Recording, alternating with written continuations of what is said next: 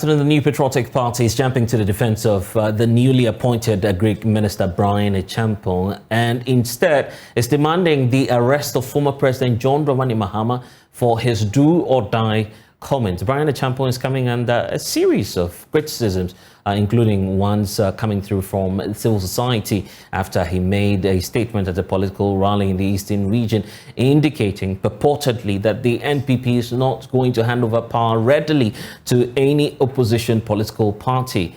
Well, after he made those statements, there's been a series of backlash. There's more in this report. The national organizer of the NDC was the first to take on the Greek minister for his comment. On a Facebook Live video, Mr. Yamin said the only reason Brian Achampon is getting away with his comment is because the leader of the NPP, as well as the president of the country, Nana Addo Dankwa Akufo-Addo, has set a bad example. This country will need to be saved, and will to be saved with equal measure. It may person is sending this signal. Look, we as NDC, me as a national organizer, will not be leading the NDC into the next election only for Brian Achampon and the MPP to just make useless statements like he has made. And this is not the first time. The first person who made that statement, unfortunately, is coming from the President of the Republic. And I wonder why we didn't hear people with conscience speak against the President's statement. You see, that is the hypocrisy you find in this country. That you have men of God, you have civil society, you have whatever, that will not see wisdom in criticizing the president when he makes statements be like that. And you see, the military training that we have is talking about leadership by example. So when the leader is making such statements, unfounded, uncultured statements, then Koranu will do same, because it's the leader that is telling them what to do. The NDC has since issued a statement asking the IGP to arrest the minister for his alleged treasonable comment. Speaking on JoyNews, Deputy General Secretary Mustafa Gbande said the NDC will not entertain any form of intimidation from the NPP. What officials of government have started doing is just an indication of failure, and they have realized that the only alternative to stay on to power is to breed violence as they have done in the past. But I can assure them that we live in a country that has been very peaceful, a country where there are many people who have lived to see this country develop to this extent. We will not allow hooligans.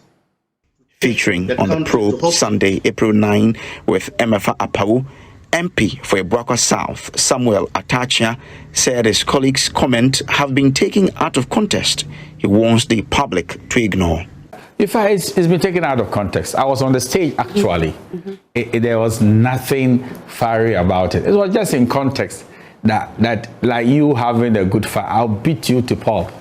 If you said that, doesn't mean that you're going to use violence or anything. It's a political language. So I was a bit surprised that people are giving it some violence undertones and all that. He never, exhibited anything which was of violence in character.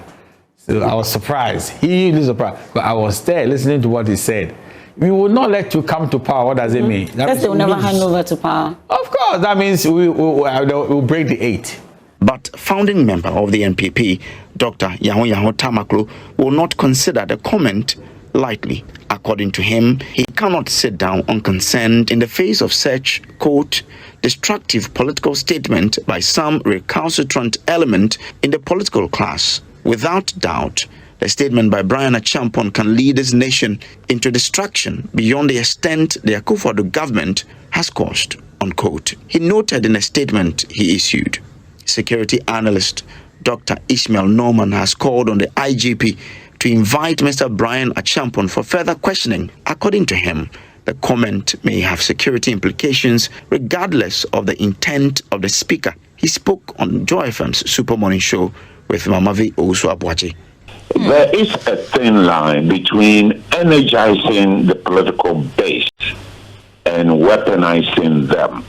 If this kind of talk continues, then Mr. Achampong himself will be considered to be an unethical political leader, because leader would adhere to the rule of law and comply with what voters say.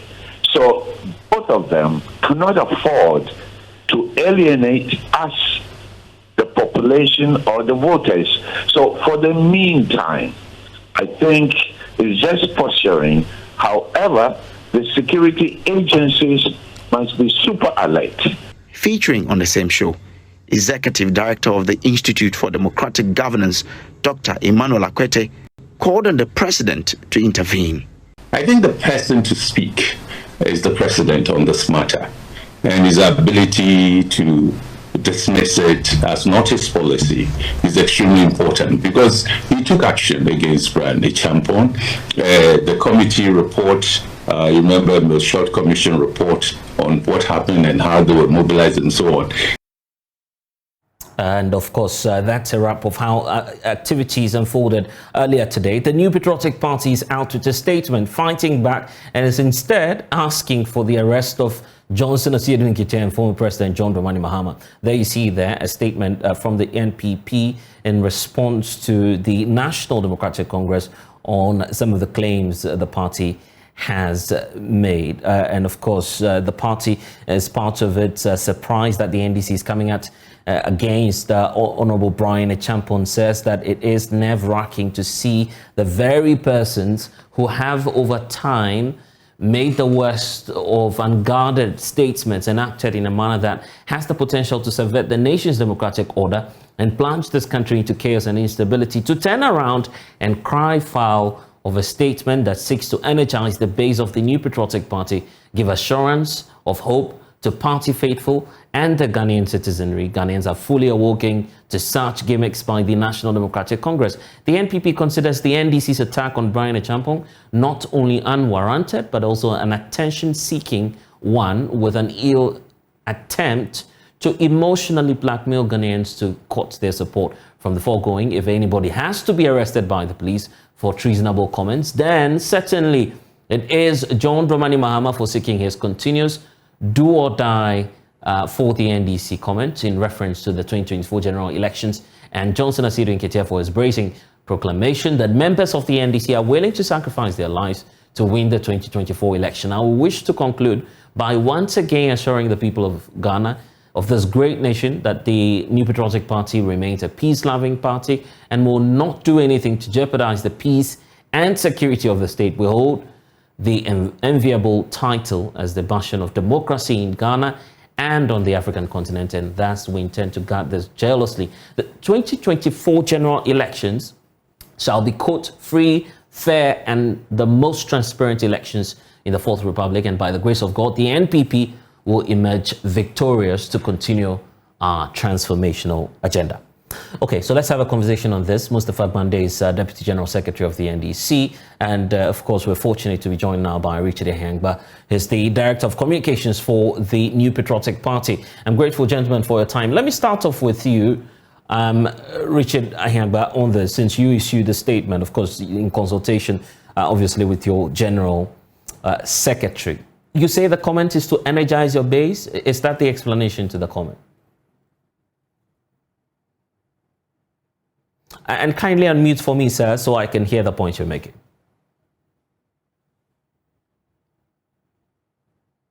Hello, Richard.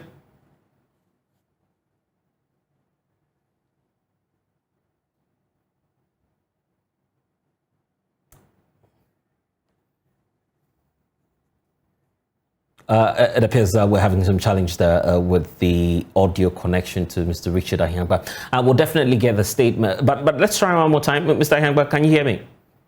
Okay, we'll just rectify that very quickly and get back to Richard Ahangba. But Mustafa Bande is on, and Mustafa, you've heard, of course, that statement and seen the copies read out to you as to what the NPP thinks about this very statement. What's your initial reaction, given the fact that they believe that the NDC actually set the tone for what's happening now?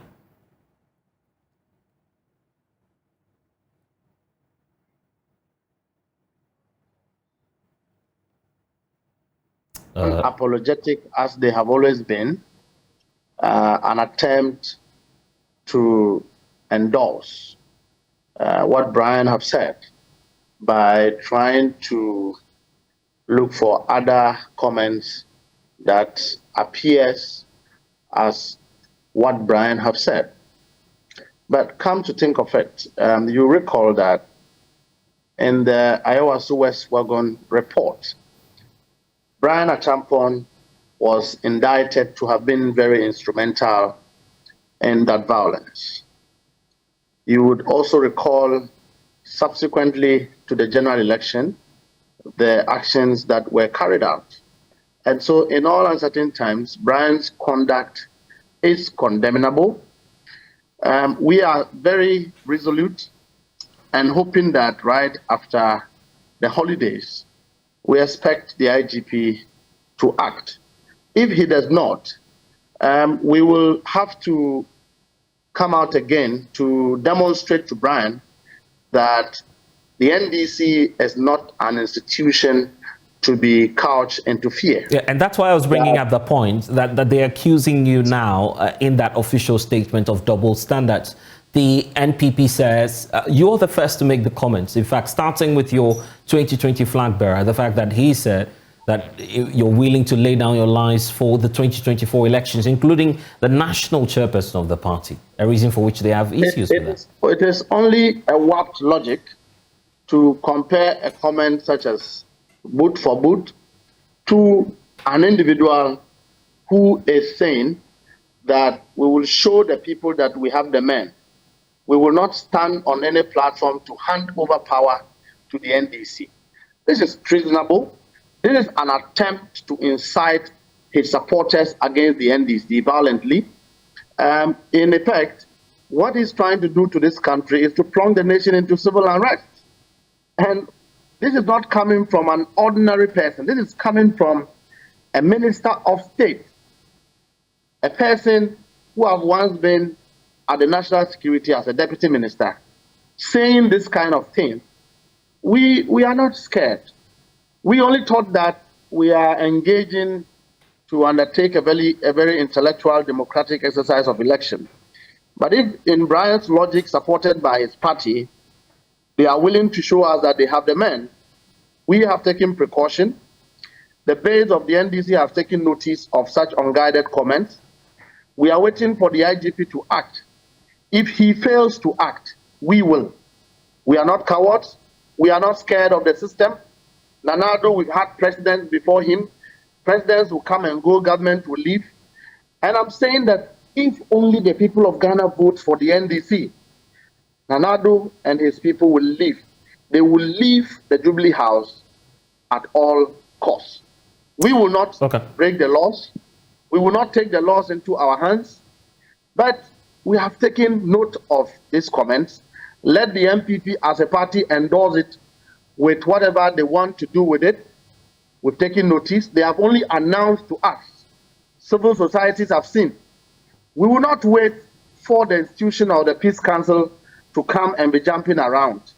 We have taken caution out of this. We will communicate with our base. We wouldn't wait to be victims. We'll defend ourselves. What is most unfortunate is that in all of these things, Brian will not show up. If it is about bravery, if it's about courage, let us do so. Let him avail himself and see if the NDC has the men or not. But we believe as a party that NDC wouldn't be one that would destroy the democracy of this country. Ghana is a beautiful country. It's a peaceful one. Our kids go to school without security. We all go to our places doing our business without having to worry about any civil unrest. No one, no individuals position in this country should be that calling for violence, calling for the democracy of this country to be destroyed because they are in power and they have access to state machinery. We are counting on the IGP to act. If he does not, then we will take a next action from there. And in fact, the NDC certainly will not treat these as one of the usual commentaries by a politician. We take this comment very seriously and would act upon it. We'll probe that further as to why you're not believing that this is just a one of the several political comments that we've heard, particularly when we're around this time of the year. But let's hear from Richard Ahyangbaso. Mustafa Agbande, just hold on for me briefly. And Richard, you're also pointing out that your party is a peace-loving party. You protect the democracy of the nation. And in one breath as well, you're saying that the comments by Brian Achampong was just to energize your base. How so? I hope you can hear me now. Loud and clear. Yeah, loud and clear. Okay. Okay. All right. Well, thank you very much. My good brother Mustafa was just speaking a lot of English, really. The NDC doesn't sound convincing at all in this pretense they are mounting. I mean, you know, I don't get it. What are they saying? That what? Honorable Brian Achampong says what? That we have the men? Of course we have the men. What it means is that the NDC somehow thinks that it has a monopoly over violence in this country. So they are walking about threatening fire and brimstone in 2024. If you have someone respond to you that, no, we're not going to sit down and take what you're threatening, but we ourselves can respond, except we have chosen not to be violent. Just to put you on notice that we are prepared. That if you bring what violence you're talking about, we are ready to meet it. Meet what exactly? Meet what exactly, sir? They're saying and threatening violence in 2024. Who's threatening violence, by the way? The flag bearer of the party. Really? General Secretary Asedu Nketia. When you speak those offensive words to the extent of suggesting that you are going to your victory and the NDC's pursuit is to fight for the second independence of this country, that is historically offensive. This country remains independent. Why so, Richard? Why so, Richard? Well, this country is independent. What is this thing about they are fighting for the second independence of this country? What does that mean? But let me tell you, if you go to the Cambridge dictionary, it defines do or die, right? As one being in a situation and you want, or you are in a situation and you plan to take a big risk in order to avoid failure. What is the risk the NDC promising do or die? What are they going to do to avoid failure? So that when the former president given the chance to retract, do or die, he says no. And in fact, the very gentle, calm talking former president insisted no, and was poking his finger on the table, saying no, he will not retract, because they are determined and resolved to go on a certain path. And so all Honorable Brian Achampong was saying the other time was to let them know that they don't have monopoly over violence. They don't have monopoly over violence, and that if they want to perpetuate violence in 2024, indeed the MPP has the men to resist it. In fact, we have the men to also threaten what the former president is threatening. But we prefer to go the way of democracy. Yeah, but we need to be clear. We need to be clear on this, that you're inferring that by what John Dramani Mahama is saying, it means he's amped for violence because he says do or die. In the past, we've heard from your then presidential candidate, now the president of the Republic, make some comments about or die be die. You were in the forefront. You defended that statement, claiming that it wasn't meant to stoke any form of violence. Then on the issue of Asedu Nketiah's statement, your own Kwame Mpini says the country is being recolonized. So if it's about second independence as well, what would you say to someone who says, well, these are the instances for which the NDC would have been making such comments? Well, I know the context in which the NDC made the comments. Other people's contexts are different. Really? Right? Richard, but I mean... Hold on. I just defined for you what do or die means. That an individual in pursuit of power says that he will take certain decisions to avoid failure. That's not my decision, right? Yeah, but I'm asking the question to reiterate the point that is this not... I mean, the usual thing you guys do as politicians, make the comment and you should tell the NDC. So we don't take any attachment to the statement except to serve notice that what you keep saying and we have not responded. We just want you to know that just so you get too convinced and think that you are the only man in town, other people are in town as well. So the earlier, the better. If you stay away from that kind of utterances, the better it is for our democracy. We don't have problem. We have not accused him of anything. All our leader said was to say that if you are threatening violence, don't be fooled to think that you are the only man in town, that other people, other men are in town too.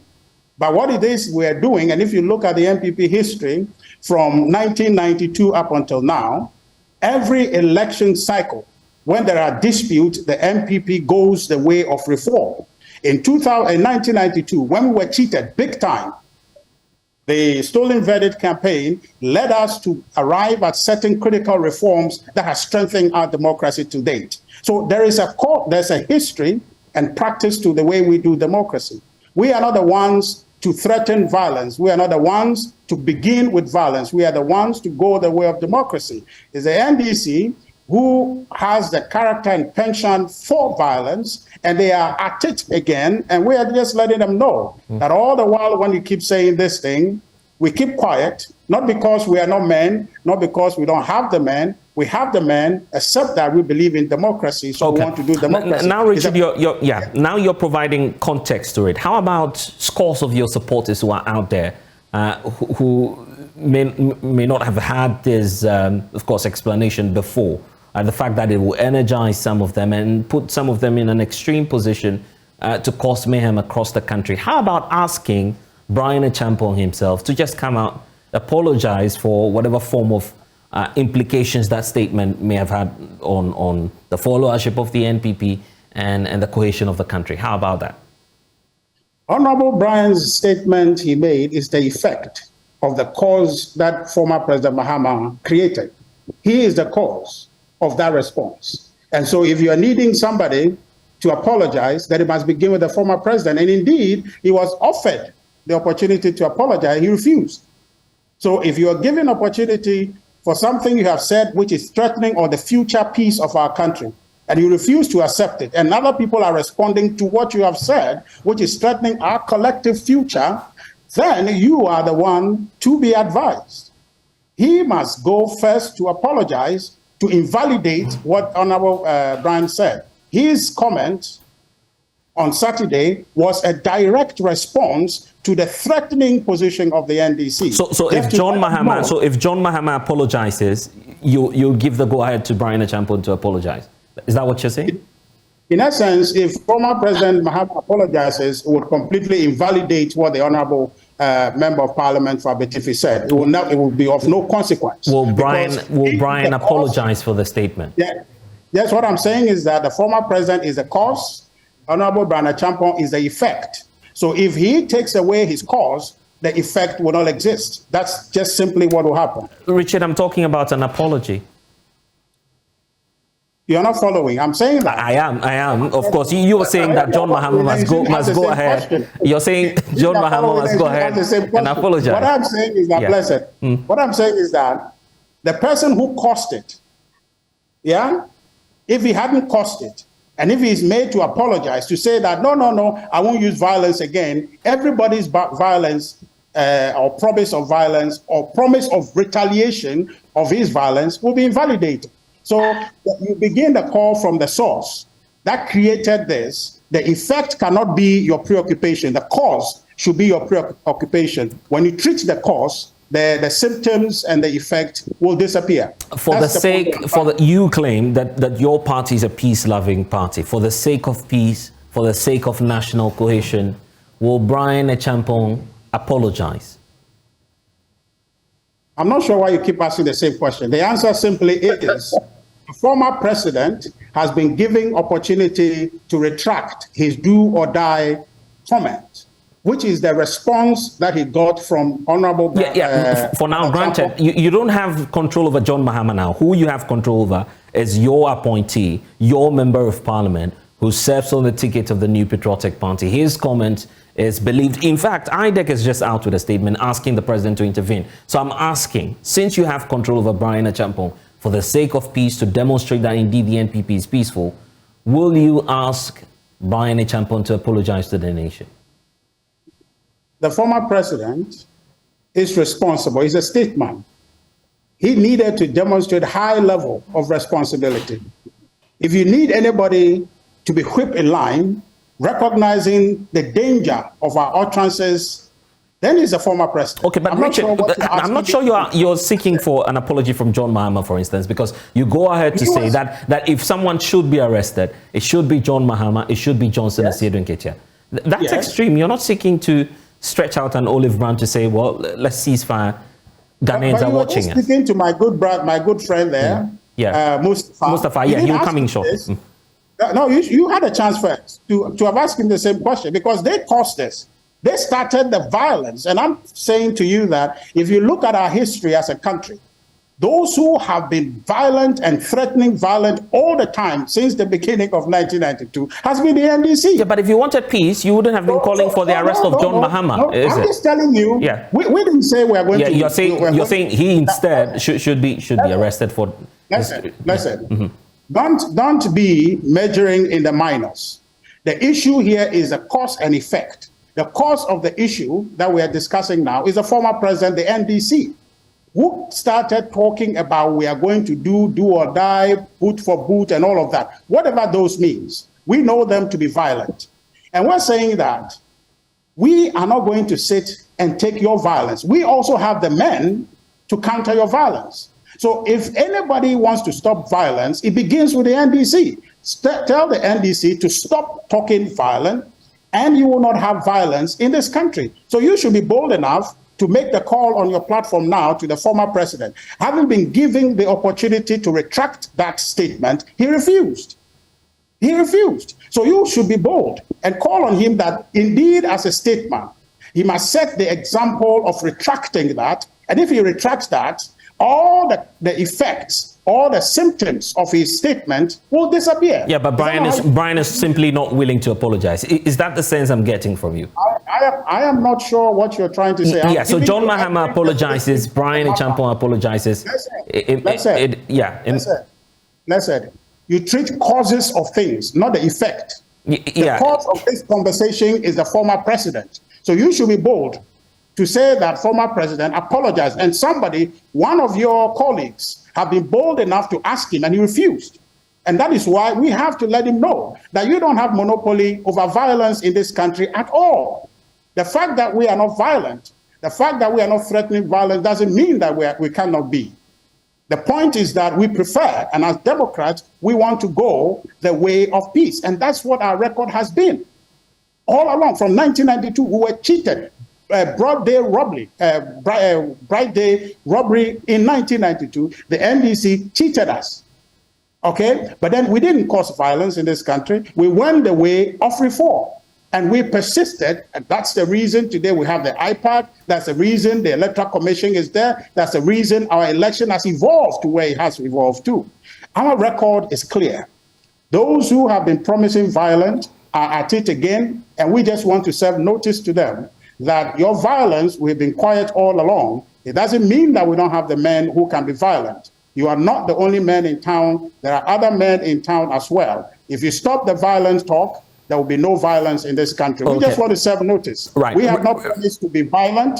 Brother, so get this. We have not promised to be violent. We have only promised to let the NDC know that if they want to continue on that path, we have the men to respond to them in equal measure. Okay, then you've asked me to muster the courage and speak to John Mahama. I'll let Mustafa Agbande do that because he's the Deputy General Secretary of the party. But one more question for you, Richard, before I come to Mustafa Agbande.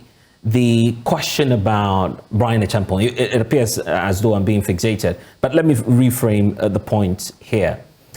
You are in power. You are giving that trust by this same John Dramani Mahama, who exited office in 2016, peacefully handed over power to Nana Addo Dankwa Akufo-Addo, who won the elections at the time. Nana Addo is almost exiting that 8-year mandate. Is the president willing to hand over power peacefully to whoever it may be the opposition or the governing party, or even the lesser-known political parties that may emerge victorious after the 2024 elections? In 2016, the NDC was seeking to win a third term in office. Wasn't that the case? Did they just throw in the towel and walked away from that election? They fought the election. They wanted to win. They thought they had won. That is the nature of political party pursuit, where a political party who believes that we have a certain worldview. Hello, Richard. Help advance the lot of this country. So we believe, so if we want to continue in power, then we must be willing to win elections. And that's really simply what that was all about, that we are determined to win the election in 2024, for which reason we are confident we'll hand over to ourselves. Now, if you were paying attention to Honorable Brian Champon's statement, his comment developed from when he was talking about the economy, to tell you that this economy, once it regains its stability, once the economy starts growing, once Ghanaians start getting the output that they want, we will not hand over power to the NDC. In the context in which you are speaking, is that when the economy stabilizes and things start going right, Ghanaians will inevitably vote for the MPP, in which case the MPP will win the election. And if the MPP wins the election, why would MPP climb any platform and give power to NDC? The point is straightforward. And I want to tell anybody who is listening to us who would imagine that Brian Champon was talking about subversion and the rest of it, is the same person. If Brian preaches about John 3:16, they will think that he's promising to subvert this country. Those people are just fixed in their mindset. They are political, they are not objective, and they will continue to think about even the gospel as a subversion. What he said was in context. It is consistent with political party belief that we contend for power and we want to win every time. So much is the NDC, they also want to win as much as we want to win. I see. So when we win in 2024, in 2025, we will not hand over power to the NDC, but to the MP.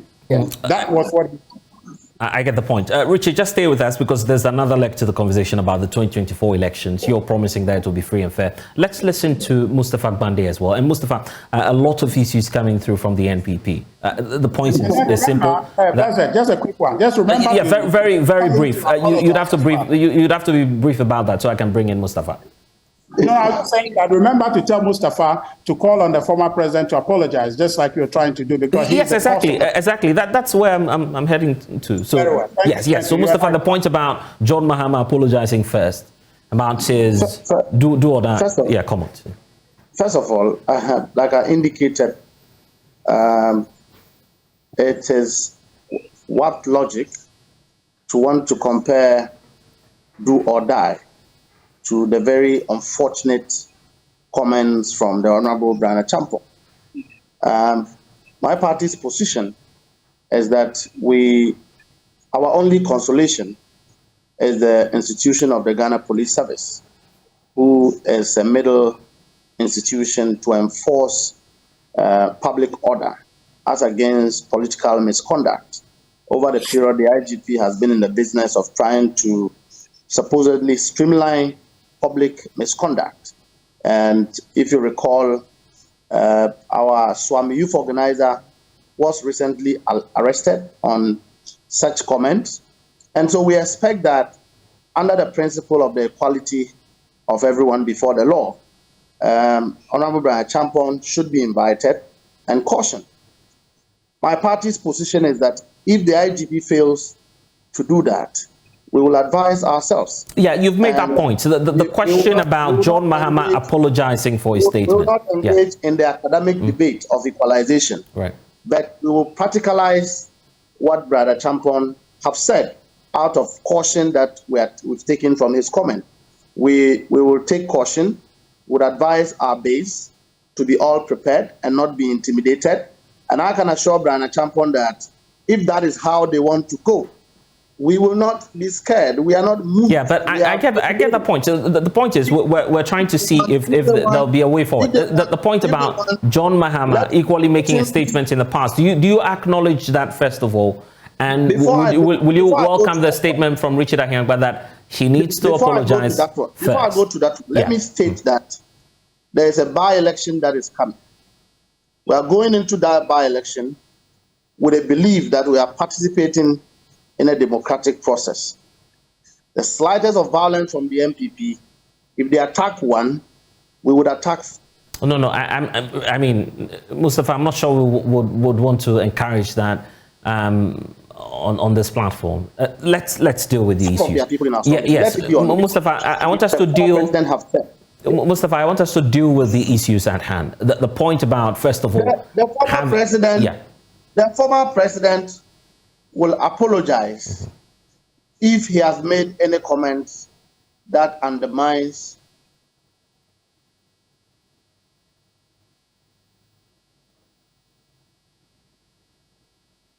Hello, Mustafa.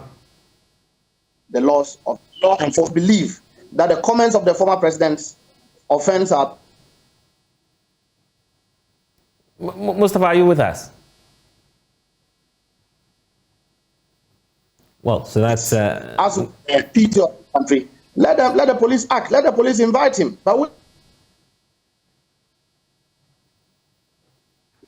Mustafa, we keep losing you intermittently. in the meantime, Mustafa, if you're with us, we lost that point briefly. The point you're making. If you just take that for us. I'm saying that the police service is the only institution mandated to enforce public order. If they find the comments of the former president to be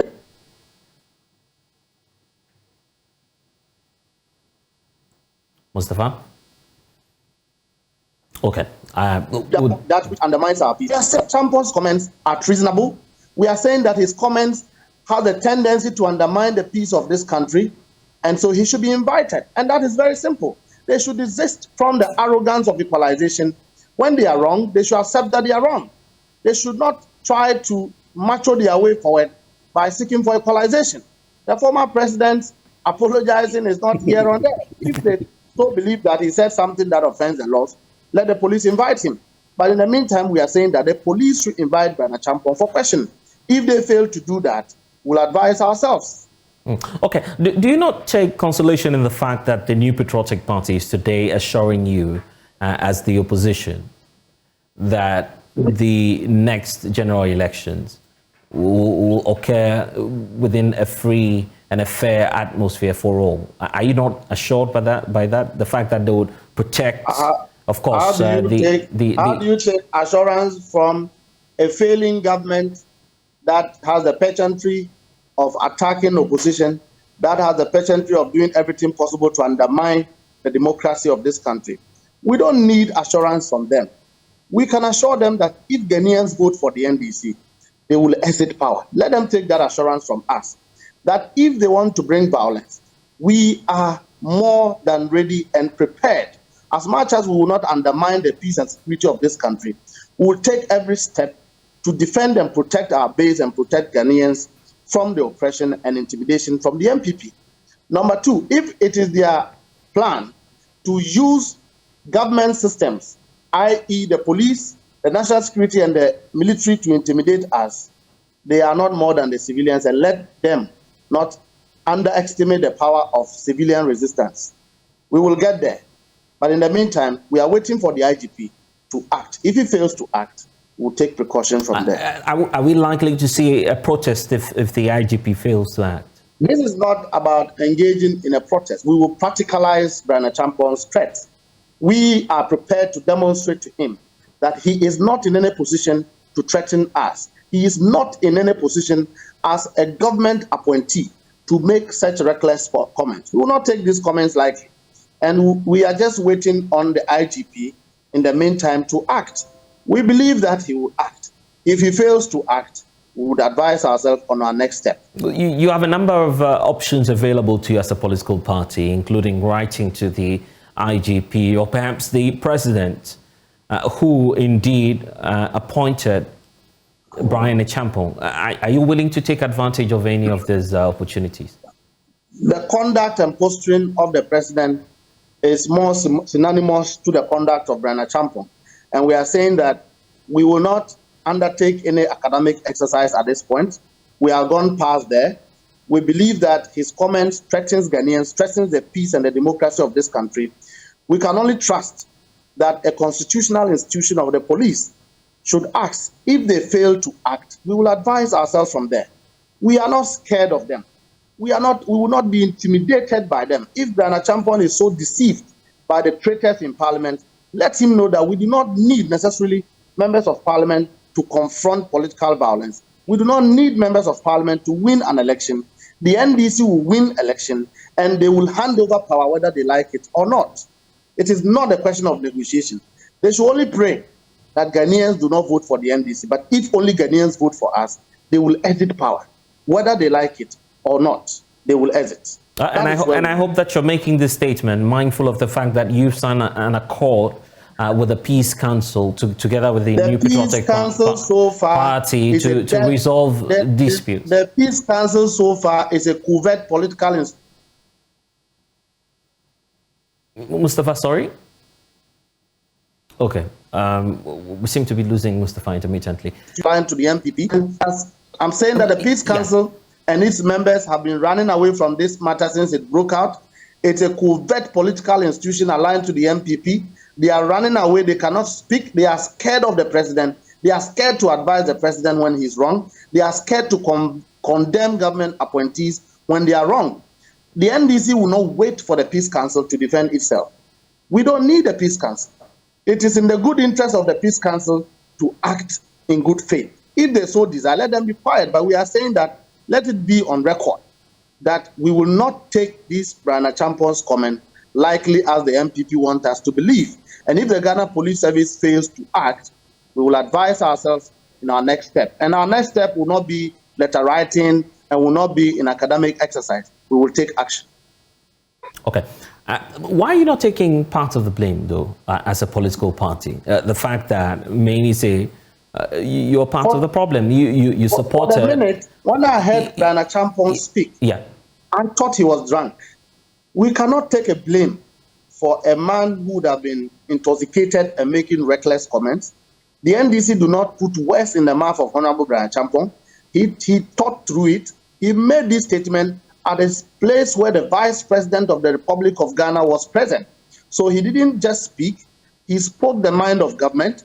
He announced their plans to us, and we have taken notice and caution out of it. We are only praying that the IGP will be seen to be... I get that point. I was building the point. In terms of you taking the part of the blame.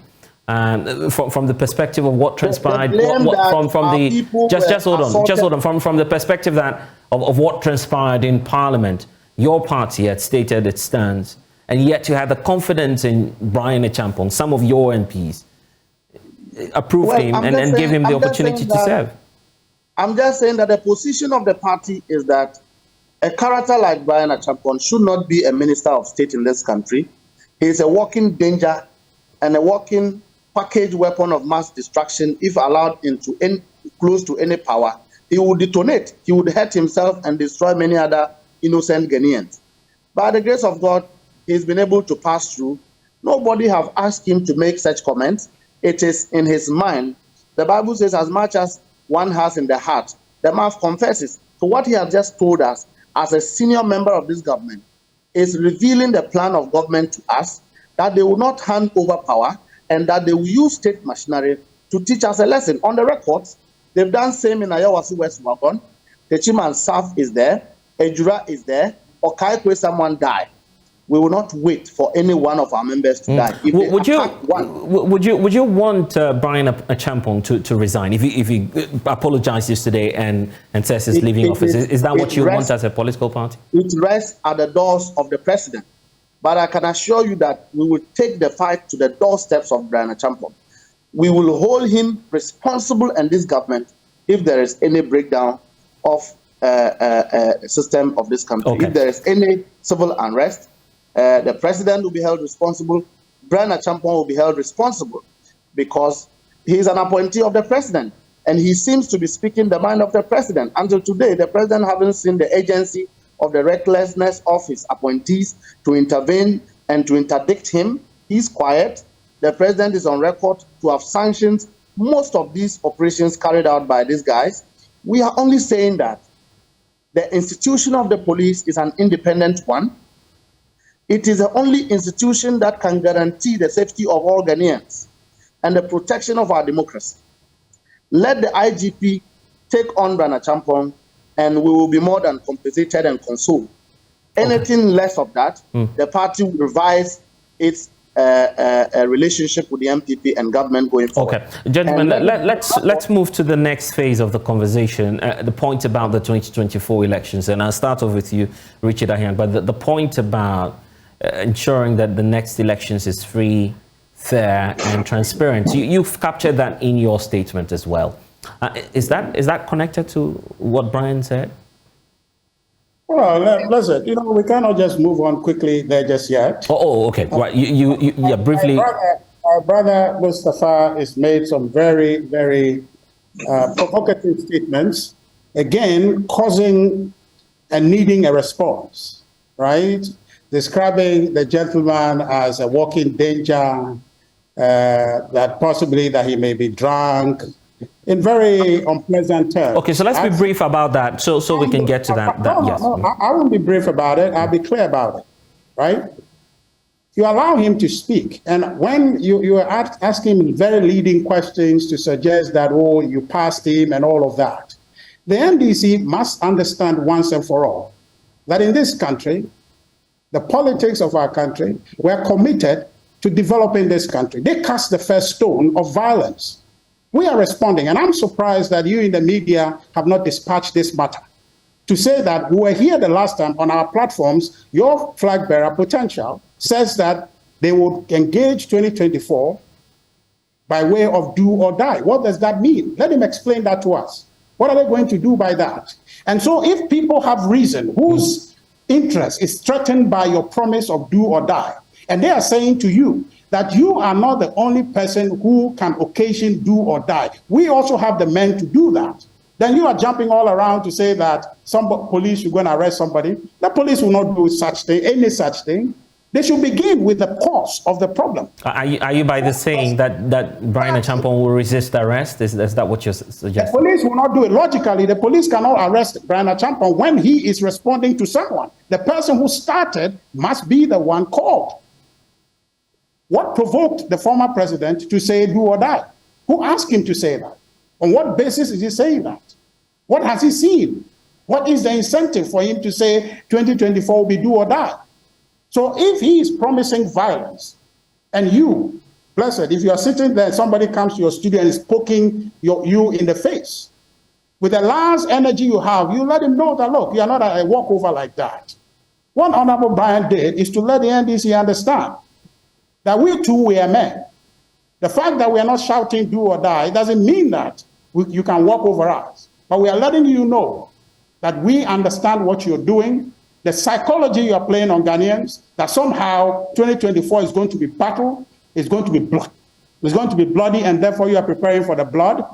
We have men also to fight for that. So if anybody looking and seeing these conversations logically cannot come to a conclusion that there is a cause to the matter, and the cause to the matter is the former president. So if anybody is looking for somebody, and a serious attempt to address the problem must go to the source of the problem.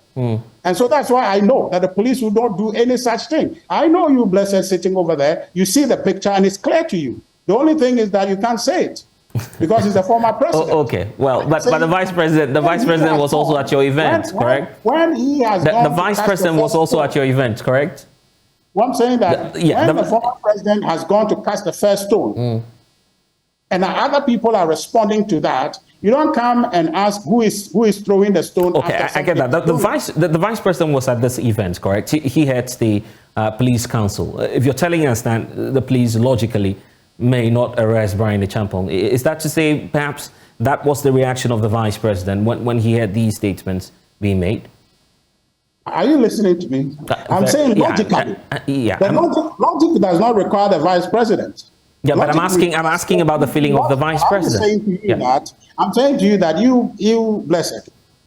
If somebody comes to poke you in the nose and you respond by poking the person back, would you be blamed for that? Would you be blamed as the one who started it? Yeah. Beyond that, Richard, I'm interested in the feeling of the vice president. Yes, I'm interested in the feeling of the vice president because the vice president chairs the police council. This has nothing, absolutely nothing to do with the vice president. He was there, isn't it? No. You have to stay with the issue. Don't just be mentioning names. You have to stay with the issue. The issue is that the former president has gone to say something, and Honorable Brian Achampong found reason to represent our party and say that, Guy, you are not the only man in town. We also have men in town. So if you keep promising violence, we have the men who will show you. And if you follow what he says, you see, President, this is my problem with the media, right? He says, if you read it, literal translation from the Akan language, so almost same, almost the patapa, any rehuna, any kwasiasem the 2024 election here. We will show them that we have the men. Now, if you process this statement, what do you see?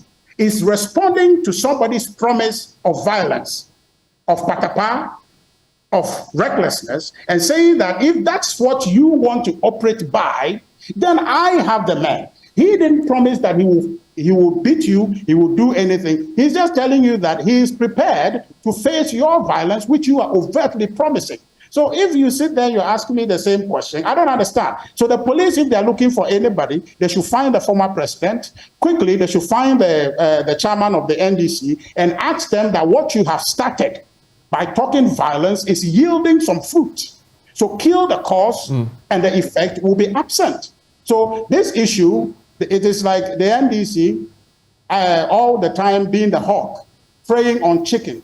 And the chick one time just stood up and said, look, you know what, hawk? I'm not going to take your prey anymore today. I'm fighting back. And suddenly the hawk is shouting that somebody is threatening it. A chick cannot threaten a hawk. The MPP has always been a peaceful political party.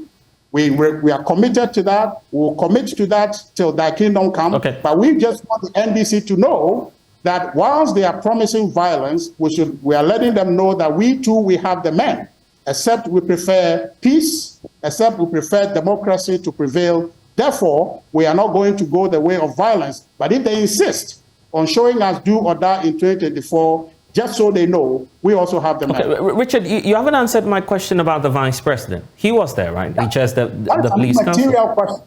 It's an immaterial. It has nothing to do with the subject matter. You don't think so? The vice president being there has nothing, absolutely nothing. What you are failing to address is the former president whose comment has generated the response. And so therefore... We've dealt with that. And of course, the event at which this statement was made had the vice president. The vice president chairs the police council. I'm asking if it's not alarmed, this may inflame passions, this may lead to some instability in the country. What was the reaction of the vice president when of course, he made these statements? Listen, I'm not going to let you drag the vice president into this conversation. Okay, then I guess it's not fair to drag. I guess it's not fair to drag John Mahama into this as well, is it? No, he said do or die. Yeah, the vice president as well was there. The vice president was there. This statement was made before the vice president came through. Listen, this is pure, simple conversation, and it's logic. Yeah, same logic, right? You're bringing in the former president. I'll break it down for you. I'll break it down for you. Right. Former President Mahama has gone to say something, do or die, threatening future violence. And what violence he is threatening has created a response. Okay, and that response is that don't be fooled so much to think that you are the only man in town. We also have the men. Yeah, you've indicated that point. You've indicated that point. I'm asking about what was going through. Yeah, what was going through the minds of the vice president. I mean, knowing that this is a statement. Has nothing to do. He's a bystander. This conversation. This is the chair. This is the chair of the Ghana Police Council. You agree? It has nothing to do with the matter at all. Not at all. The former president has been the head of state of this country. And if he is threatening violence against the same state that he led, why are you not asking him expressly to say that you should know better? You have led this country before and you handed it over in peace. Why are you this time threatening to jeopardize the peace of this country? It has nothing to do with the vice president. Completely. Don't drag him into this. So let's talk about the 2024 elections. Yeah, so let's talk about the 2024 elections. What is of material essence is the comment that was made. And you are concerned about it. My brother Mustafa is pretending he's outraged about it. And I'm saying that that comment by Honorable Brian Achampong is a direct response to the threatening of violence by the former president who is seeking to run on the NDC's ticket. We just want him to know that the fact that we have been chicks all along and we've been preyed upon by the NDC, the hawks, we just want them to know that we've been taking it for so long, but just so they are fooled to try it one more time, we the chicks, we have the men in town also who can respond in equal measure. So that, don't let them drift away to think that they have monopoly over violence. Okay, so let's touch on, if you want to moderate this conversation, the two individuals involved are clear, and the the issues involved here is clear. Somebody said something who is the originator of the thing, and another person responded to it. And if you are judging fairly, the person who needs to be called to attention is the person who started the fight, not the person who's responding. I'm not judging, Richard. I'm not judging. I'm just stating the facts. Your questioning is acting as if you are judging. No, but Richard, I'm asking because I'm asking based on the facts. Yeah, I'm asking based on the facts. You agreed? The response is not a problem. Okay, the cause is the problem. Okay. If you hadn't started a conversation, there will be no need to say we have the men. Okay, let's round up. Let's round off on the 2024 elections. You're assuring that there will be peaceful, fair and free. What do you mean by that in the statement? It's just what it means. It will be free and fair as it ought to be, and we don't know any better than to offer Ghanaians a free and fair election. And that's what we have done. And I keep saying this thing from the beginning, that if you look at our history, we are not ones to be violent. Look, anytime we propose any changes to our electoral system and process, the NDC resisted. Why? Because it go against their interests. They rather leave everything to be buga-buga, everything to be just anyhow. We want to streamline things. If anybody in this country says that, look, let's have what is called a national ID card to be the source of identification, the sole source of identification, for example, right? And if you are the person proposing that, I'm not sure how violent you will be if you want an identifiable, a single source identification to make sure that we can monitor and see everybody who's going into a register to be the person they claim they are, so that when the election is out, you have in fact two sources of verifying, so that people who have Ghana card, who have gone to vote, and somehow the vote exceed the number of people who have Ghana card, you have a recourse to balance or cross-check that number. Our quest is to make sure that our election assume high integrity, that our elections peaceful, that our elections engender wide acceptability, so there will be no violence in this country. We are committed to ensuring that Ghana's enviable position as the bastion of democracy in the Sub-Sahara will remain what it is. We are committed to that. Okay. But those who are saying that they will do or die at the polling station and poking their finger on the studio table, that they will do it, we just want them to know that after we have done all to ensure peaceful election, if they want violence, we have the men to respond. Okay. That's as simple as that. All right, we're ending off. Mustafa Gmandi, brief comments and then we end the conversation. Let me note that on the occasion where Brian Achampong made his comment, the Vice President was there. We're having difficulties hearing you, Mustafa. If you could just speak a bit louder for us. Can you hear me? Yes, loud and clear. According to Richard and the MPP's logic, what happened in the Yasu West Wagon is justified. According to Richard and the MPP's logic, what happened in Techiman South, Ejura, Okaikwe is justified. Now, we are saying that we are only waiting for the IGP to restore order. If he fails to do that, we are not intimidated by their comments. We, however, will take precaution and we advise ourselves. Now, going into transparency, and I've heard the Richard saying they will. Now, it is common logic for him to have known that it is not the place of government to give transparent election. It is the sole duty of the Electoral Commission as an institution.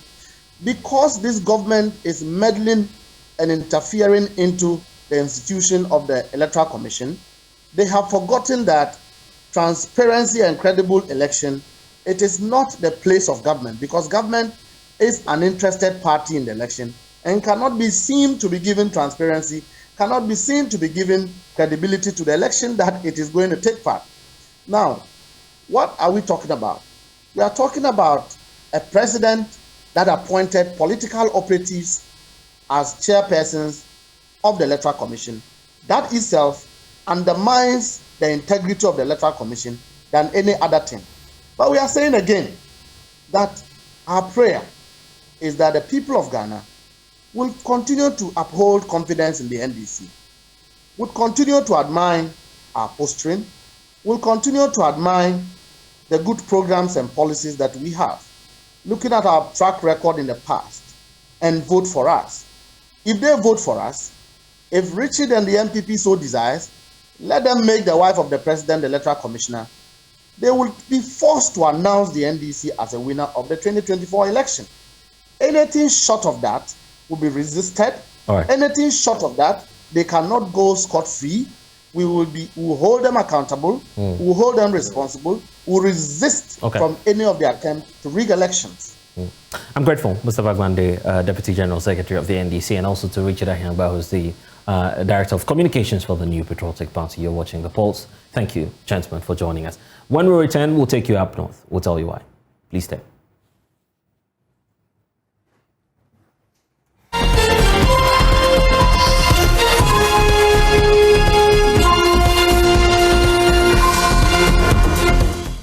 Traditional authorities in the West Mamprose municipality appealing to the Ghana Police Service to increase its men and also efforts to tackle crime in the area. The group of traditional rulers are claiming that the inability of the police to battle crime in the area accounts for insecurity in the community. That's more in this report. What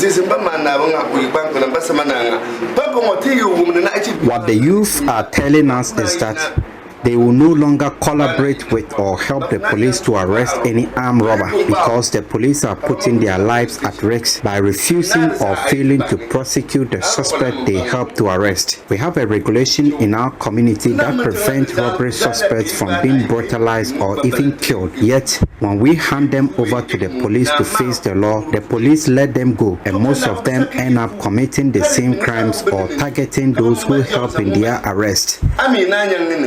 The chief linguist was expressing his frustration with the rising spate of robbery attacks on the Wulugu-Kasenke Road and indeed the whole of the West Mamprose municipality, despite the relentless effort by his community, including the formation of vigilante groups to help the police combat the menace. According to him, the criminals are emboldened to carry out their robbery operations following the failure of the police to prosecute them when arrested. He said the police attitude threatened law and order which they are supposed to ensure and maintain in the municipality, and thus call for the intervention of the IGP.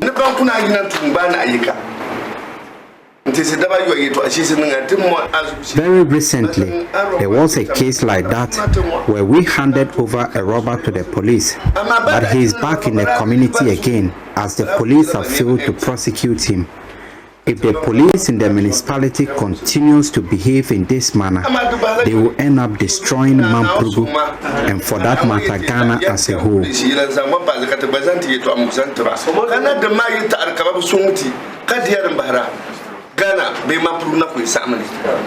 The chief was speaking in Wale at an event on promoting peaceful coexistence through trust building under the Security Northern Ghana project put together by the Peace for Life Ghana with funding support from Star Ghana Foundation. In attendance were participants from different ethnic and religious backgrounds, as well as representatives from WANEC and the Peace Council. Executive Director of the Peace for Life Ghana, Al-Hassan Motawakil, said the police must intensify dialogue with the communities that appear to have been aggrieved by the alleged failure to prosecute robbery cases brought before them. The people are not happy the way things are going because it's like the security is not helping them as far as they are concerned. But I know the security is also working with the law, but we need to let each other understand at every point what is happening and what is the way forward. I think that is what is missing. And so we'll get in touch with the security, we'll sit down with them and we'll see the way forward. He also appealed for all the community structures and stakeholders to support for the successful implementation of the project. We need the support of government, we need the support of the all stakeholders, the traditional authorities, the youth, the community structures need their support to be able to make this project a success. And I would also want to thank Star Ghana Foundation and the Foreign Commonwealth and Development Office for being behind this project. Meanwhile, this is not the first time a traditional leader in a Westman Presi municipality has accused the police of failing to protect lives and properties. In 2021, the paramount chief of Seoul traditional area, Nantog Masedu, accused the police of colluding with criminals and vowed to order for criminals to be lynched when arrested. If we arrest, we will give them, they leave them. Next time when we get them, we will kill them. We will not give them to police again because we will kill them because they are aliens and we are in Ghanaians. And alien will come to my country and he will be strong because of police. He will be stronger than me, the person in my hometown. That one day is out.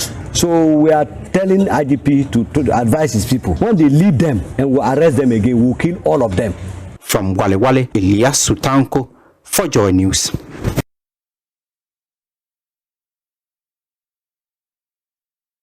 And in our Ramadan series, we are asking the question, is it right to donate blood while fasting? Well, there's more in this report for you. Donating blood is considered a life-saving exercise, a good deed that is highly recommended for all Muslims around the world. Well, whilst this exercise is highly recommended for Muslims around the world, there are certain key steps that needs to be adhered to before one donates. And to the fasting person, what should one do if he or she wants to donate blood?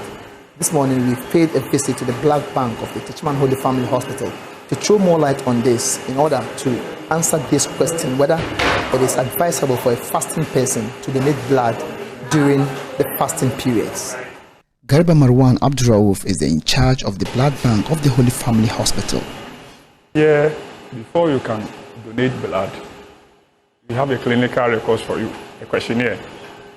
After going through the screening process, we ask you to go and eat before you come and donate. You need energy in order to donate blood. And those, we are in the month of Ramadan. If you are fasting, you don't need to donate blood because you don't have enough energy to donate blood. So if you are fasting, medically, you are not supposed to donate blood. The immediate impact on the body as a result of donating a pint of blood is a loss of red blood cells. And in the short term, a minority of donors may experience light headaches, fatigue, or nausea due to the iron or water loss. And in the case of a fasting person, he or she may lose consciousness soon after the exercise. You see, the process of donating blood is like we are losing something. At least you are donating 450 ml of blood. You understand? You are losing something. So you need to eat well before you can donate.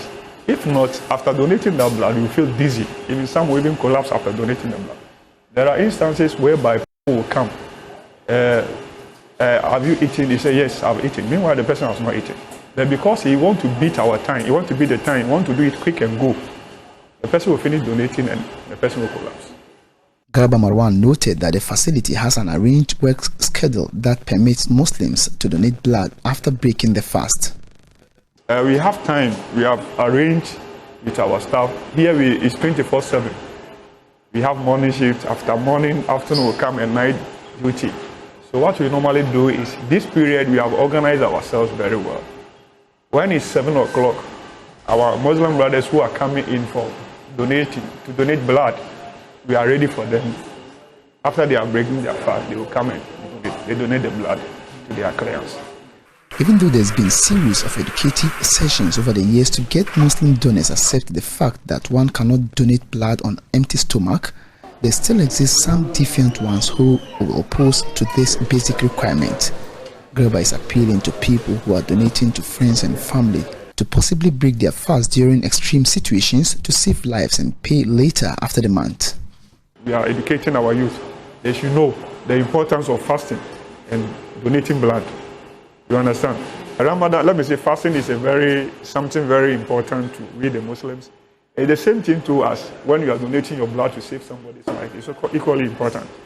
And I think when you break the fast today and help that person, I think after the Ramadan, we can still replace the fasting. But if the person, within some few minutes, if blood is not said, the person will lose his life. How will you get the person back? From the Black Bank of the Techiman Holy Family Hospital, we tried seeking for the religious perspective on this development. Malam Mansour Anas is an Islamic scholar here at the Techiman Al-Sunnah Central Mosque. When it comes to blood donation regarding a person who is fasting, the ruling on it is not permissible, because upon donating blood, it reduces the strength of a person to fast for about 13 or 14 hours. So it's not permissible for you to donate blood as you are in a state of fasting. At this minute, we know a fasting person is not permitted to donate blood during the fasting hours. But what does one do when he or she has to donate in order to save a life?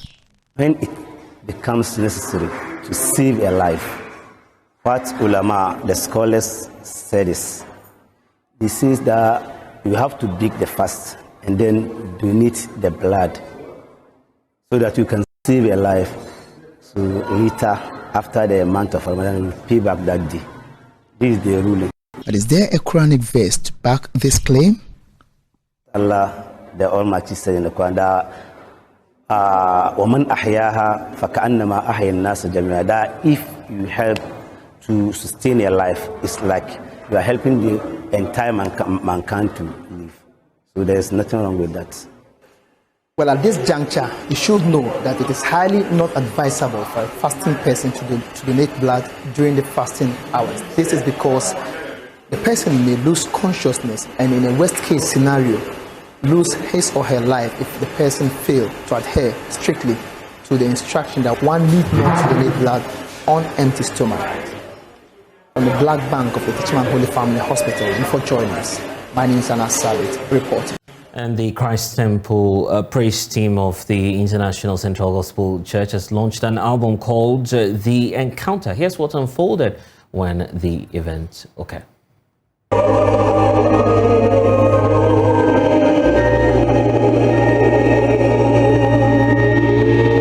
This is the season of Easter where Christ has died and risen for us. And in the spirit, the ICGC Church Christ Temple here in Teshi is launching their album here in the temple. It is the CT Praise Encounter with the album launch. And Pastor Ella is here to give us more details about this album launch this evening. Pastor Ella, thank you so much for joining us on JoyNews. Thank you for having me.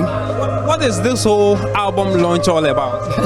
So the Encounter album launch is just a launch of the songs that the Lord has blessed us with. Before we wanted to embark on this, we just went into hiding and praying. We sought the face of the Lord. He blessed us with a lot of songs, about 30 of them, and then we came back and we decided to put them together and bless the people of God with these songs. Yeah, so the Encounter is the theme of the album, and we are launching it today. So the theme of the album is Encounter. Do we still call the album same, or there's a different name? The same name, The Encounter. This was inspired by this scripture in John chapter 4, where the Samaritan woman had an encounter with Jesus Christ at Jacob's well.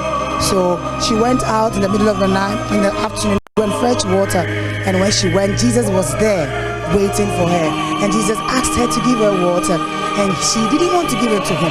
Then Jesus said, if you knew who asked you for water, you would ask for living waters. And then she said that, then give me this water that I may not thirst again, so that I will not come here again. That encounter, after that encounter with Jesus, she went back into the city and started preaching Jesus to the people. He said, come and see a man who has told me all about me. So this is the Encounter. The album is Encounter, and there's a song on the album called Encounter with other songs that will bless you as well.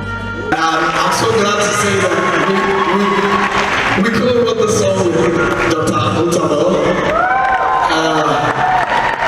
Yeah, he's been writing songs with us now. So more songs are to come.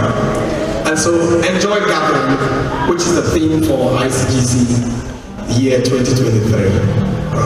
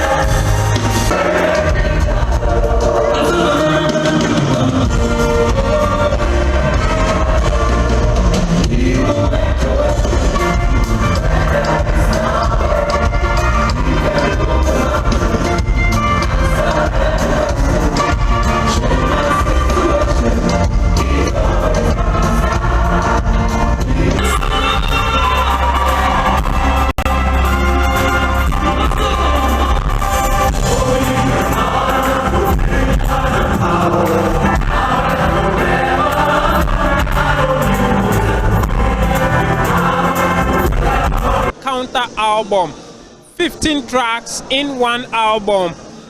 The entire auditorium has been filled up with church members and other participants who say they have been preparing for this for so long. Let's speak their thoughts on how the program has been so far, whether they have been blessed. Hello, Mommy, can you talk to us? We just want to know, have you been blessed tonight? Yes, I have. I've been really been blessed tonight. Is that what you were expecting when you were setting up from home?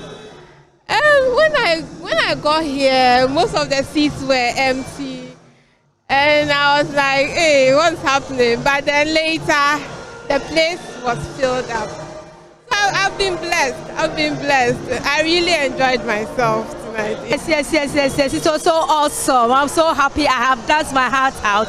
In fact, it's a birthday gift for me, so I thank God for that. Oh, today's your birthday? Yes, sir. Happy birthday to you. So that's another person. She said she has been blessed. We just want to know if today's program has met your expectation and if you have been blessed. Very well. I'm very, very blessed. Blessed. It's amazing. It's amazing. Right. That's why.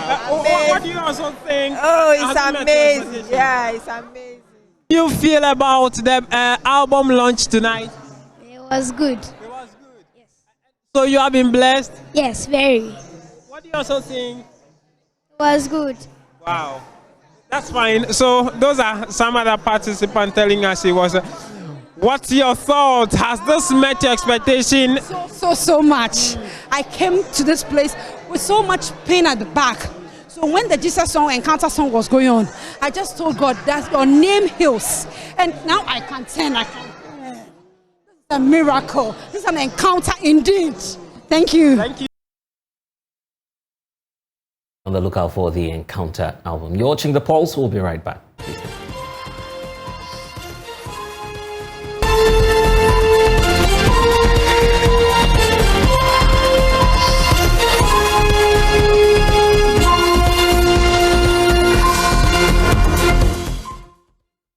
And artificial intelligence is about to see a major boost here in this part of Africa, specifically Ghana. This is because a professor at the University of Cape Coast has received a grant of some 30,000 United States dollars to carry out more research. My colleague Richard Kojonyako caught up with Dr. Stephen Moore and asked him why he was interested in artificial intelligence.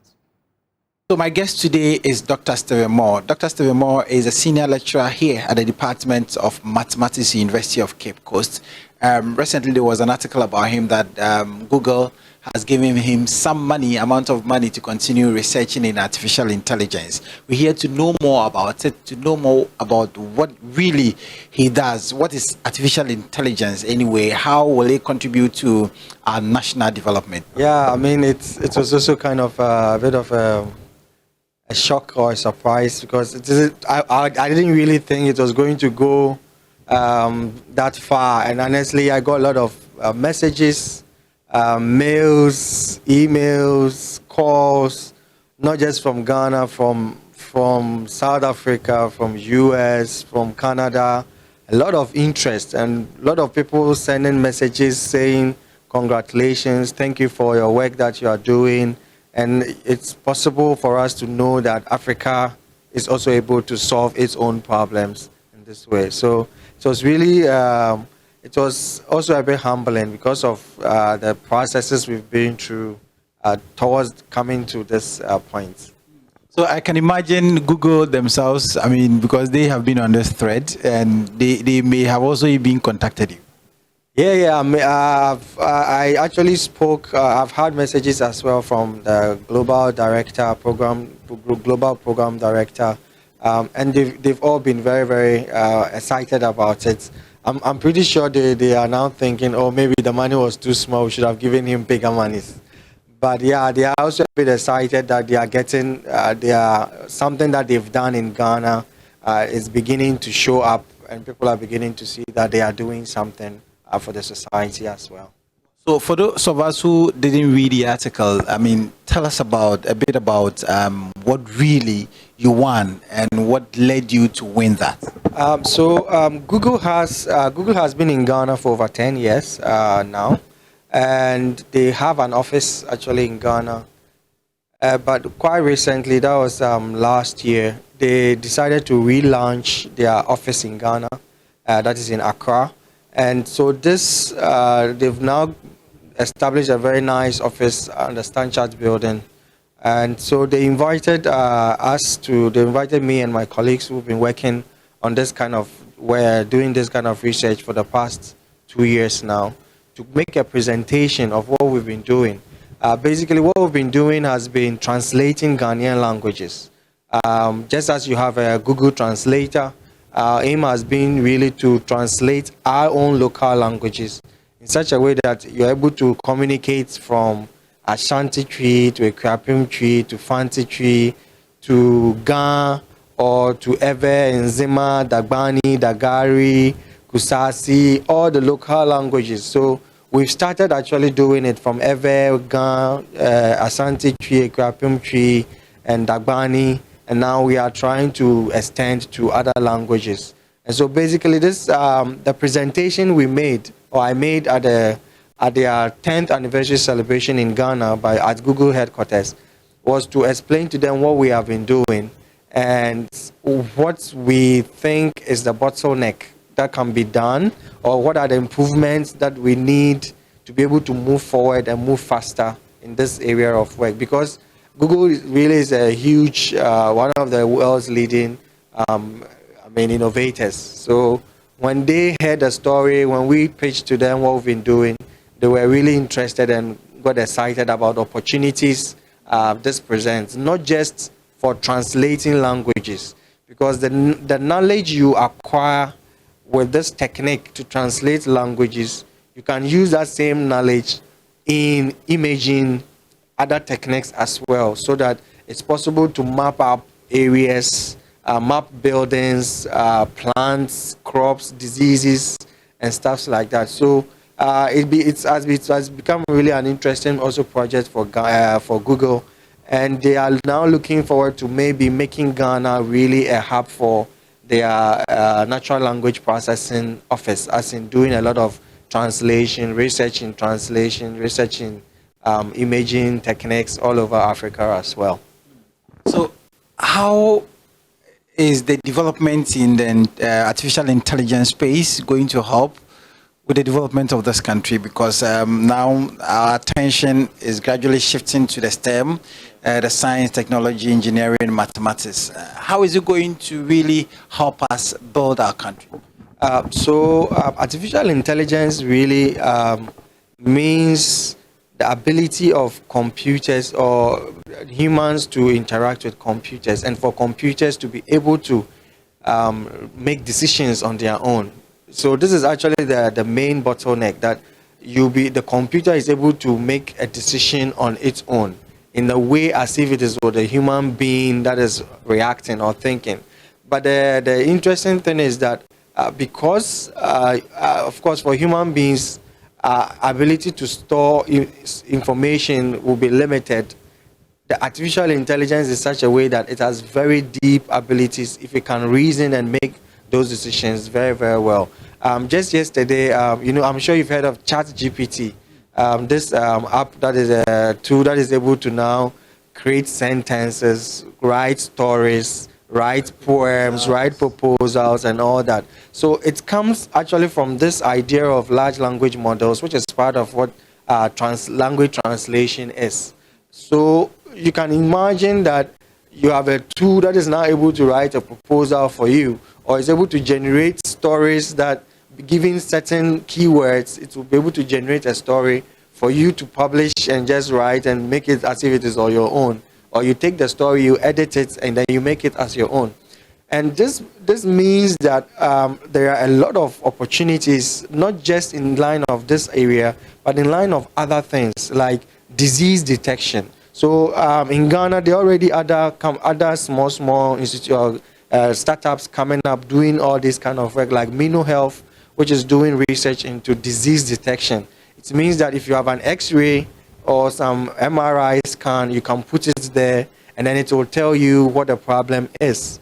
And this means that doctors, nurses living in faraway villages, when they have such a tool on their phone, or when they have such a tool on their laptop or their computer, will be able to address very, very critical issues that they do not have to longer travel to Kolebu or the teaching hospitals, but just being in those villages far away from the center, they can help take decisions and save human lives. Not only that, but also even here in UCC, together with some of my students, we are developing an app that is able to tell crop diseases in some of the major the food crops in Ghana. So if you take cassava, plantain, pepper, we're able to now detect diseases in these plants. And this means that if a farmer has it, or if somebody who is into crop production has this tool, they are able to always find out what is happening to my crops, what is happening to my... Because the person would just have to key in. You just have to, not even key in, you just take a picture of your crop, and then it tells you this is the disease affecting your crop, and then give you like a prognosis, give you this disease is treated this way, but if you do not understand, contact your health, the plant crop researchers who are around. And so this is a way of improving crop production. It's a way of improving farming that is more than the traditional way of doing it, so that you're able to react faster. It is not only that, but now, over together with the WASCAL, we are taking drone images, a lot of pictures of crop yields, farms, that is able to now tell at every week of the crop, what is the height, how should the leaves look like. And with that, it is able to tell any farmer the story of the crop, so that if you are 5 weeks old of growing your maize, and then you are not seeing the height of your maize is a certain way, the leaves are not looking in a certain fashion, you'll be able to immediately know that there is a problem. Of course, this is something that we have crop researchers or horticulturists or farmers who know this by experience.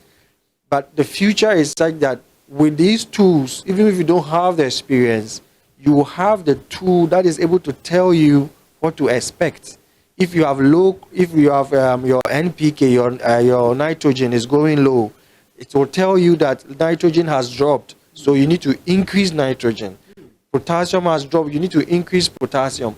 And these are the kind of little information that help in crop yield. And so these are the ideas that artificial intelligence in a whole is able to do. It's not also in this area, but even in the area of teaching and learning.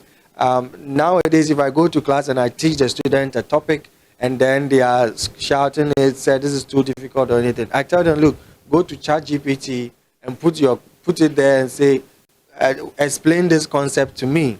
And then to explain the concept to you, you can get an idea from it. Of course, it is not 100% foolproof that it is correct, because sometimes it does make mistakes. So it will give you an understanding of something, and then you use that tool as a way to enhance your learning abilities. So that is what these things are. And It is exactly what the future of the world is also going to be in terms of learning, acquiring knowledge, doing, many things you can now acquire freely on the internet. But now artificial intelligence is such that it is able to even streamline what you have been searching for consistently. So if you go to online and you're always searching for, usually if you go online, for instance, you buy a shoe, you buy socks, immediately if you're on Amazon, it brings you other suggestions. People who bought this shoe, bought this other shoe. Or people who bought this socks, bought this other socks. Or people who bought a shoe and a socks, considered also bought trousers and shirts. And immediately it is telling you exactly what to look out for after doing a purchase. And this is even common with us when we go to the marketplace. If you go to the market right now, to Kotakraba or Abra market, and you go there, you buy beans, you see the people around, all the market sellers, they'll be trying to figure out what to sell to you. When you buy your beans, they'll be saying, oh, madam, I have plantain. Because they'll be thinking, beans goes with plantain. If you to prepare gobe. Exactly. So if you tell them, no, I'm not going to buy plantain, then they are thinking of, you have bought beans, you don't want plantain. What exactly can go with it? Right. Exactly. So then the rice seller comes in and says, madam, I have rice here, it's very good. And the moment you buy the rice, then you are falling into their trap because they know exactly what you are going to prepare. Then the people selling the wache leaves and all start coming to you because they know you are going to do wache and stuff. So it's exactly the same thing we've been doing in the marketplace, that now we've translated them into this area of artificial intelligence called recommender systems. So if you go to Netflix and you consistently watch action movies, you see that it is suggestion, your next suggestions are all action movies, because it's like you've been watching action movies. If you've been watching a lot of, it will start sending to you. Because you watch this movie. Exactly. This is also something for you to watch. And immediately it streamlines you and it helps you in your search or in what you've been looking for consistently. And this is how artificial intelligence comes about in our daily lives. Even for governance and for policy making, something that we plan to do in the future is that we know a lot of decisions in courts from all over Ghana. Sometimes you must think about it. Some of the decisions being taken, the same story, the same thing, the same facts in Cape Coast. The person gets sentenced 5 years. The same thing in the Tamale. The person gets sentenced 20 years. And someone will say it's because of how they argued the case. But these are all things that we can put to a test and then put into a system where we know for a fact that if people steal cassava, plantain, how many years are they given on average? And we begin to strike these bottlenecks in a way that it is able to build a recommender system. So if you steal this, you can tell, oh, this is the average that you should get. And every lawyer will be streamlined and trained towards, if you have these kind of problems, this is what you get. And not only that, even now there are tools that are able to tell diseases or give you a list of likely diseases, differentiable, we call them differentiables. So if you go to the hospital, you say you have headache, you have fever, you have this, the doctor, if maybe it's typhoid fever, but the doctor will start from malaria treatment. If it persists, then it goes to typhoid. But now we are building these things also in artificial intelligence such that if you go to you don't even have to go to the hospital, you can type in on the internet, disease, I have these symptoms, and it brings to you immediately likely possible diseases that you are suffering from. So even if you're a doctor and you are using such a tool, immediately it helps streamline your work. It helps you understand what are the likely options of the disease the person is going to have. So this is how artificial intelligence is boosting production. It's going to help improve our abilities to solve problems, and then our ability to increase yield in farming, or our ability to know when to go to fishing, when not to go fishing, when to avoid certain plants, when not to avoid certain plants. And these are all the things that artificial intelligence is going to help us achieve in total. Okay. So there are so many people that are expressing some fears that, well, artificial intelligence is here. You say, do this, and it does it. Write a story. So very soon, journalists, a lot of us, will be knocked out of our jobs because now you go out there, you just put in the thing you key in, and then it writes the story for you. It will reduce the numbers that employers would be employing. Is that, I mean, is it a concern that has come to you? Yes. This is an increasing concern. Many people keep raising about artificial intelligence. But of course, before cars came, I'm sure people who were carrying people in palanquins would have been worried that, oh, now we are not going to get people to carry about in palanquins. But the reality is that whenever there is a new industrial revolution, some jobs are lost because they lose relevance of the market. And some tools that are created will take over those tools. So you can imagine the olden days typewriters and stuff that are now almost in extinction because of computers and printers that are now found in everywhere, even on your phones. So some jobs will be lost definitely with the rise of artificial intelligence because it is going to take care of a lot of things. But it also means that a lot of other jobs will be opening. There will be a lot more jobs are opening up. And honestly now, if you just, the amount of jobs that artificial intelligence is creating is far more than the people it is employing. So there's a huge market gap of about 300,000 jobs that are created, and there are no people don't want to fill in. So that is actually something that even as a country, we need to leverage on. You need to see exactly what the future is and immediately start addressing it. So if you go to Europe now, just go online and check. There are many companies looking for data scientists or data engineers or people with expertise in AI. And it is lacking. Not many people are doing it. It sounds as if it is everywhere and everybody is doing it. But it is not really everybody doing it. There are very few people in that area, in that space. And so there's a lot of potential for people to go in there and get the jobs. And so as a country, if we can start addressing the things that are needed for the market, we will be able to train our people and leverage on it for them to get jobs, the jobs that matter. And look, now people are living in Ghana and working in US. People are living in Ghana and working in Canada and working in Germany, because all that matters is your ability to solve the problem and then get internet access. That is all. If you have internet access and then you have the skill, you can get employed everywhere over the world. And so you can imagine if there are 100,000 Ghanaians who are employed everywhere in the world and are still living in Ghana. They have the money, they have good salaries, they will be enjoying, they will be building, the economy will increase as a matter of their salaries. So that is exactly the kind of opportunities AI presents. And it is such that if you have the knowledge, it is not a knowledge that you say you have an AI knowledge for Ghana or you have an AI knowledge that is only restricted to Nigeria or Africa. It is a global, a worldwide knowledge. Once you have it and you have it right. And of course, you can get a playback of that interaction with my colleague Richard Kojinyako on all of our social media platforms. But for now, that's all we have for you here on The Pulse. I'm Blessed Sogah. Welcome to myjoyonline.com for updates. Next is Business Line. Please stay.